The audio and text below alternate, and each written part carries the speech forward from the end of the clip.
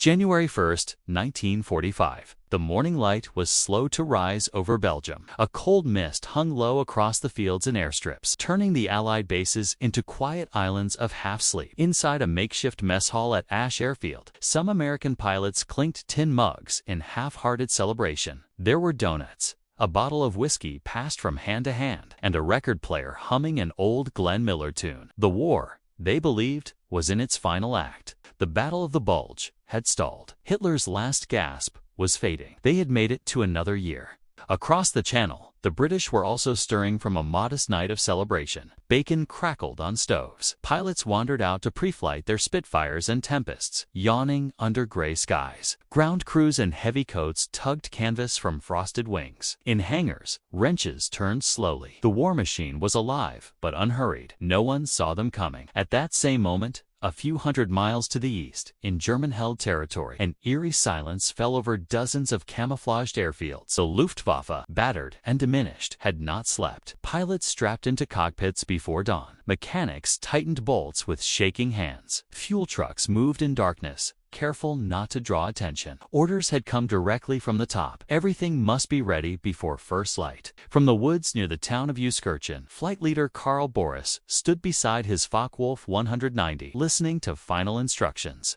The fog was thick here too, but that was the plan. The fog would cover them as they swept west at treetop level. They would strike while the Allies were still wiping the sleep from their eyes. The mission had one goal: destroy as many planes on the ground as possible. If the Allies lost their air cover, maybe, just maybe, the front could shift again. Boris pulled his gloves tighter. His squadron was not made of fresh-faced boys. These were veterans, men who had survived years of brutal air combat, and many of them knew this might be the last time their engines roared to life. In the lead-up to this day, the Germans had studied their targets carefully. Allied bases in Belgium and the Netherlands, Venlo, Asch, Eindhoven, and others were crowded with fighters, bombers, and vulnerable fuel supplies. With little warning, a wave of over 900 German aircraft would be launched in a coordinated strike. It was called Operation Bodenplatte. Back at Ash Airfield, Lieutenant Kenneth Dahlberg, an American Mustang pilot, leaned against the wing of his plane. He didn't notice the first specks in the sky until it was too late. The engine roar was not familiar. It was lower, angrier, and it came from the east. Within seconds, the sky cracked open. The order had come not from the Luftwaffe's high command alone, but from the man at the center of the crumbling Reich. Adolf Hitler, still clinging to the fantasy of a reversed war, had demanded a blow so sharp, so sudden, that it would shock the Allies into retreat. With his armies pinned in the Ardennes, the Luftwaffe what remained of it was to become his spearhead. It would strike from the sky and tear the enemy's air power out by the roots. To most German generals, the plan sounded like a prayer spoken over a grave. The Luftwaffe had once dominated the skies of Europe, but by 1945, it was a ghost of itself. Fuel was scarce, factories bombed, and the veterans who once danced with death above Poland and France were now few, scattered, or dead. Those who remained were exhausted. Yet the plan moved forward, pushed not by logic, but by desperation. General Lieutenant Dietrich Peltz, a decorated bomber pilot, was put in charge. He reviewed maps of Allied airfields dotted across Belgium and Holland. These were to be hit all at once. Surprise would be their only armor.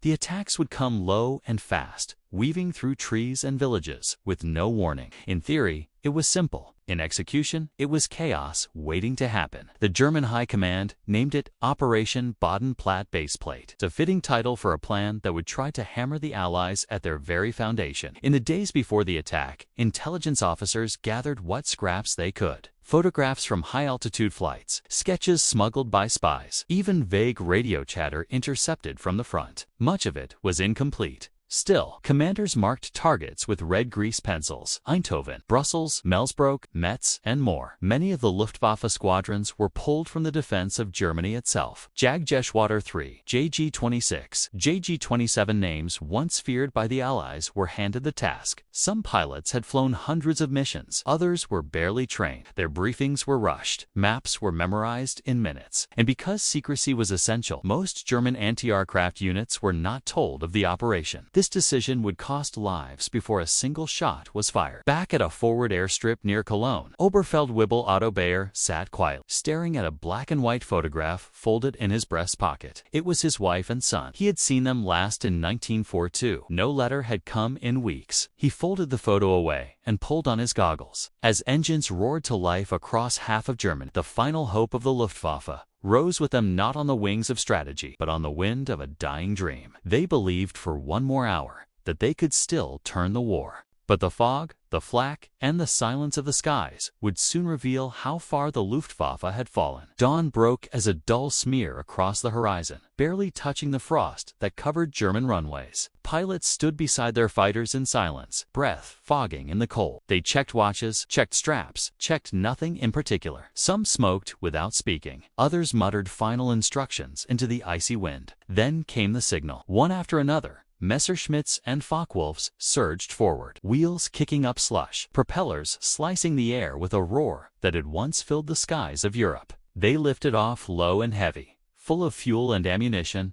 their noses pointed west, toward Belgium and Holland. As they climbed through the morning mist, formations stretched for miles, hundreds of aircraft threading narrow corridors between villages and frozen rivers. The fog clung to them, dampening sound, hiding their silhouettes. It was the Luftwaffe's greatest asset, its most dangerous enemy. Dampening sound, hiding their silhouettes. It was the Luftwaffe's greatest asset, its most dangerous enemy. Pilots flew by memory, compass, and scattered landmarks. Communication was near impossible. Radio silence ruled the air. One squadron drifted off course by 20 miles. Another mistook a lake for a friendly town. Navigators strained to match the blur of roads and forests below, with the scribbled maps tucked into their flight suits. For many, this was their first low-altitude combat mission. They had trained for altitude and defense, not this reckless dash through cloud and treetop. They had trained for altitude and defense, not this reckless dash through cloud and treetop.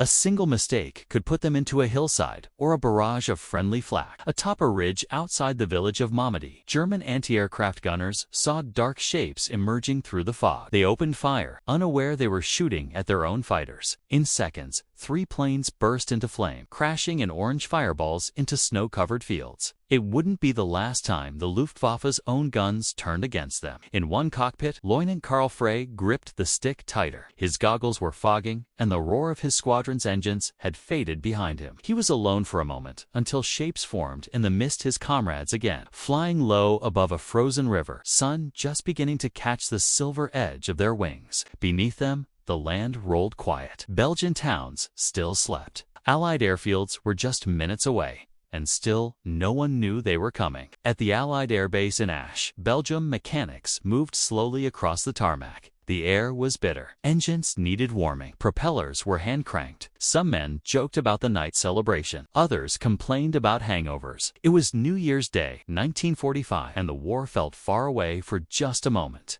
P-47 Thunderbolts lined the field, wings frosted with dew. Nearby, RAF Tempests sat under camouflage netting, their pilots drinking hot tea from tin mugs. No one expected trouble. Radar screens showed nothing. Recon flights were grounded due to fog. Even the guards seemed half asleep, wrapped in wool blankets, stamping boots for warmth. At another field near Brussels-Melsbroek, B-17 bombers stood like steel statues in the morning mist. Crews inside the mess tent were eating powdered eggs and laughing at a record spinning on the gramophone. The scent of oil and coal smoke drifted through the air. Then, far above, came a distant hum. At first, no one reacted. A sound like that could be anything: supply planes, returning patrols, training flights. But then the hum became a roar, and the sky erupted. German fighters came screaming in from the east, dropping through clouds in tight formation. Machine guns opened fire before the first wheels touched the ground. Hangars exploded. Fuel trucks turned to pillars of fire. Parked planes were shredded,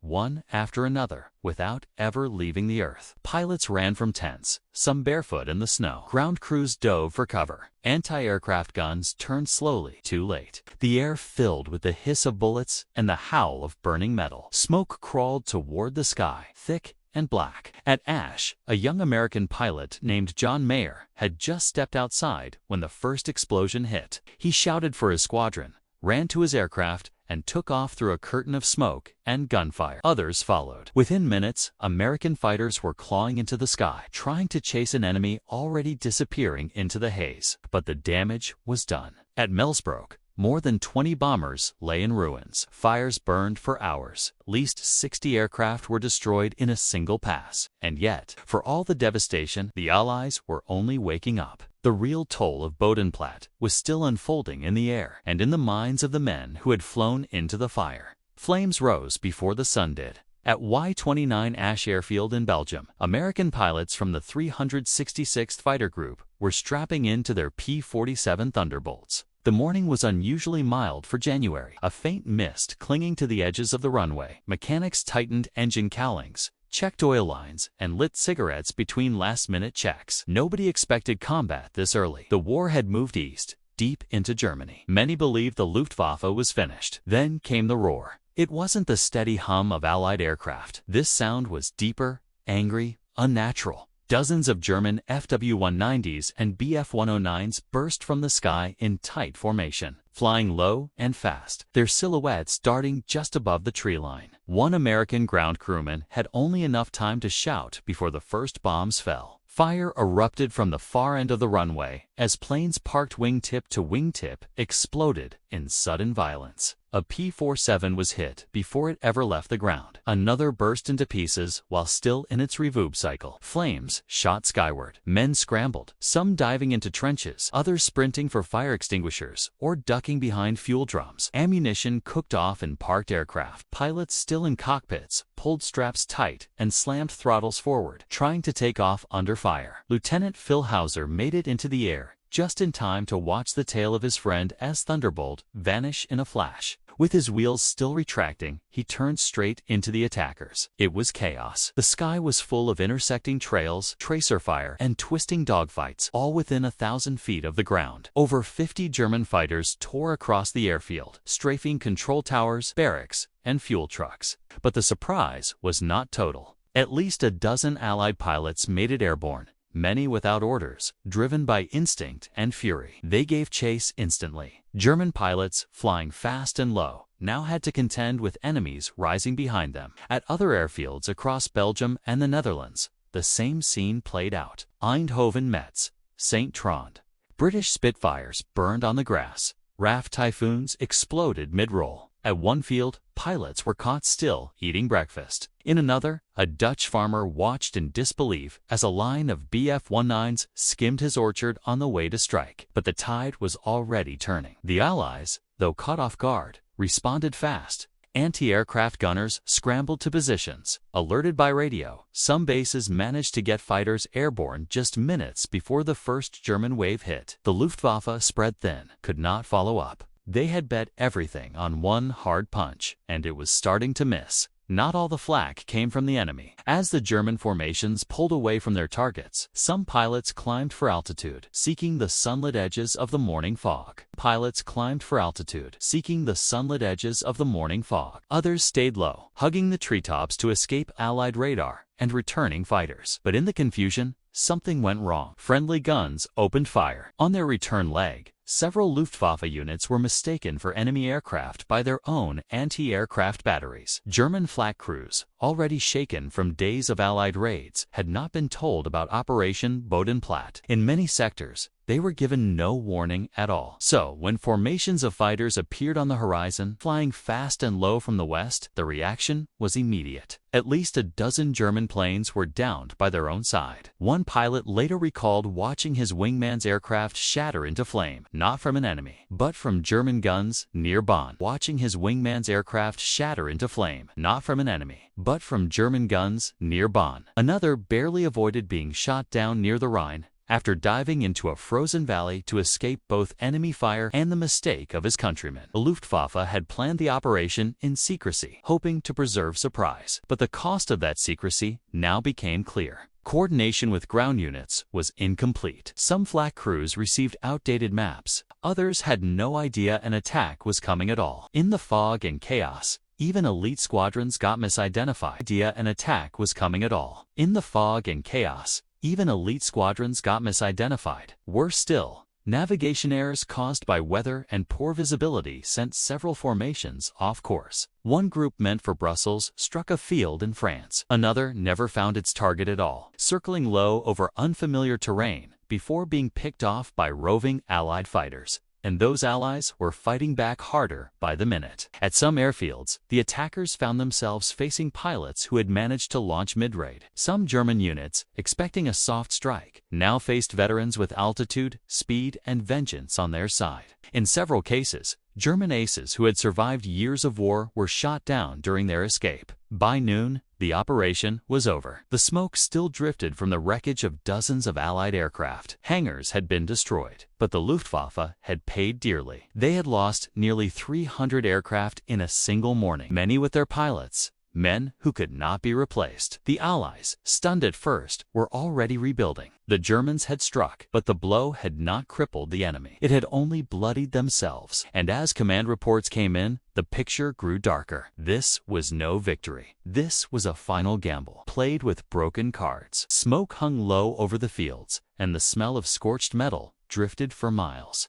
By midday on January 1, 1945, the full extent of Operation Bodenplatte began to emerge. At first glance, the mission looked successful. Allied airfields had been struck in unison. Fires burned across runways. Destroyed fighters, bombers, and fuel trucks dotted the frost-covered grass like shattered toys. Ground crews picked through the wreckage in disbelief. Dozens of aircraft had been lost on the ground before they even left their parking bays. Ground crews picked through the wreckage in disbelief. Dozens of aircraft had been lost on the ground before they even left their parking bays. In total, nearly 300 Allied planes had been destroyed or badly damaged, most while idle, their pilots still shaking off the holidays. For a few hours, the Luftwaffe had achieved something they had not managed in years: surprise, destruction, and a visible blow to Allied air power. But the cost was unspeakable. The Luftwaffe had committed nearly every operational fighter in the West to Bodenplatte. Over 900 aircraft took part. By afternoon, more than one-third of them were missing. At least 250 planes had failed to return. Worse still, many of the pilots lost were among the last veterans of Germany's once proud fighter corps. The cream of the Jagdwaffe's seasoned men trained before the war, now gone. For those who survived, the day offered no celebration. Damage assessments painted a brutal picture. In their eagerness to avoid Allied radar, pilots had flown dangerously low, increasing the risk from ground fire. Coordination had been so poor that some squadrons attacked the wrong targets, while others were shot down by friendly flak. Communications had failed in crucial moments, and weather obscured the paths home. At the German airfield at Clasters, return crews counted only half of their fighters back. In Belgium, Allied officers walked through their ruined bases and quietly noted the same truth. The damage was bad, but not fatal. Within a week, many of the destroyed aircraft would be replaced. New pilots were already arriving. Fuel supplies remained solid. The machine of war continued grinding forward. In contrast, the Luftwaffe had no replacements waiting, no fresh squadrons, no fuel surpluses, and no time. Operation Bodenplatte had left the German air arm fractured. Its last major gamble had bled it dry. The strike was tactical fire wrapped in strategic failure. The Allies had taken a blow to the ribs, but the Luftwaffe had shattered its own spine. Across the shattered airfields of Western Europe, the Allies regrouped with speed that stunned their enemy. In less than 72 hours, squadrons were flying again from many of the damaged bases. Replacement aircraft arrived by rail and truck. Mechanics worked around the clock to swap engines, replace burned-out radios, and repaint damaged fuselages. Supply chains flexed, but never broke. The Allied war machine, vast and redundant by design, absorbed the loss like a giant shrugging off a sharp sting. By the first week of January, Spitfires were climbing into the Belgian sky once more. P-47s thundered down runways patched with gravel and sheet metal. Typhoons resumed ground attack missions, their pilots eager for revenge. Intelligence officers quickly pieced together what had happened. A coordinated strike by the Luftwaffe, bold but suicidal. The Allies adjusted quickly. Air patrols were increased. Anti-aircraft crews were placed on permanent alert. Base defenses were reorganized. And from then on, any approaching aircraft, German or not, would be met with instant resistance. The door that Bodenplatte had kicked open was slammed shut and bolted within days. For Germany, though, the wound would not close. In Fighter Command Headquarters, Luftwaffe officers stared at personnel charts that suddenly had gaping holes. Entire squadrons were crippled. Veteran instructors were gone. Ersatz pilots' teenagers, with just a few weeks of flight time, could not fill the void. There were not enough aircraft to rearm what had been lost. Even where new planes could be built, there was no fuel to fly them. The sky, once contested, was now slipping entirely from German control. Perhaps the most tragic irony was that many German pilots knew it before they even took off. Some, reading their orders on New Year's Eve, sensed that this mission was not a turning point, it was a farewell. A last act of desperation in a war already lost. Several never returned, and the ones who did would never see another major offensive. In Allied mess halls, pilots spoke with a mix of shock and grudging respect. The Germans had struck hard, but they had also written their own obituary. One British squadron leader said it plainly: they flew with courage. But the war is no longer theirs to win. The skies of Western Europe would now belong to the Allies. Uncontested from horizon to horizon, bombers would fly deeper, fighters would strike farther. The Luftwaffe had made its final move, and it had moved itself off the board. Snow still clung to the edges of the Allied airfields as the second week of January 1945 arrived. The ground crews no longer looked over their shoulders. Spotters scanned the skies without tension. The sense of chaos from New Year's Day had passed like a winter storm, sharp, fast, and now behind them. On the surface, the damage done by Operation Bodenplatte was undeniable. At least a dozen Allied airfields had been hit. Hundreds of planes were destroyed or badly damaged. Some squadrons lost half their fighters on the ground. But what the Luftwaffe had hoped would be a crushing blow proved to be only a temporary bruise. The Allies had the one thing Germany now lacked: depth. Supplies, fuel, mechanics, and pilots flowed in by the hour. American factories still churned out planes faster than the Germans could destroy them. British logistics ensured spare parts were available within days. Airfields that had been torn open by cannon fire were already patched with steel mats and fresh concrete. At Brussels-Melsbroek, which had been hit hard, the Americans brought in fresh P-51 Mustangs before the week was over. The 352nd Fighter Group, known as the Blue-Nosed Bastards of Botany, were flying again by January 5th. Other units, British and Canadian, followed the same rhythm, shaken but not stopped. Even morale recovered faster than expected. Some pilots now wore the attack like a badge. They had survived the Luftwaffe's final roar. And from that moment on, they flew with the confidence of a force that knew its enemy was running out of time. Commanders were not caught off guard again. Patrols were tightened. Radar coverage doubled. Anti-aircraft crews were ordered to fire first, ask later. The lessons of Bodenplatte were written into procedures, but there was no panic, just preparation. In the skies over the Ardennes and beyond, the Allies pressed forward. Bombers rained destruction on German supply lines. Fighters roamed freely, striking at bridges, trains, and anything that moved. The Luftwaffe no longer rose to meet them in numbers. Its silence said more than words ever could. The Allies were not just regrouping, they were taking control of the sky once and for all. By the end of January 1945, the Luftwaffe had become a shadow of its former self. The ranks that once held the pride of the Reich's air power were now thin, broken, and filled with boys barely trained to fly. Operation Bodenplatte, intended as a masterstroke, had burned through Germany's last strategic air reserves. Of the hundreds of pilots sent into that cold dawn, many had not returned. Those who did came back to a homeland already crumbling. Fuel was scarce. Parts were missing. The runways grew quieter with each passing day. Even Adolf Galland, one of Germany's top aces and a respected commander, knew the truth. He had warned that sacrificing experienced pilots for one bold strike would leave nothing for the future. After Bodenplatte, his fears were no longer theoretical. The Luftwaffe had spent its last coin. For the Allied commanders, Bodenplatte was studied carefully. There was admiration for the courage of the German pilots. No one doubted their skill or determination, but there was also pity. It had been a suicide mission, driven by desperation, not strategy. One historian later wrote that Bodenplatte was a tactical blow that proved to be a strategic self-destruction. Germany had tried to buy time with fire, but all it managed was to light the fuse to its own collapse. In the following months, Allied air power became overwhelming. Cities like Dresden and Berlin faced the fury of unchecked bombers. The last German jets and fighters rose only in small numbers. The battle for the skies was over, and the Allies had won. Still, Bodenplatte remained in memory, not as a victory, but as a tragedy. It showed what happens when a powerful force, cornered and desperate, throws itself forward for one final strike. It taught that courage, without vision or reserves, could end not in glory, but in silence. As spring approached and the war neared its end, the veterans who had flown that day remembered the frost, the fog, and the flames. Some saw it as honor, others as madness, but all knew it had marked the end of something. The Luftwaffe would never rise again in force, and Operation Bodenplatte would be remembered as the moment it fell, not to enemy fire, but to its own last desperate breath.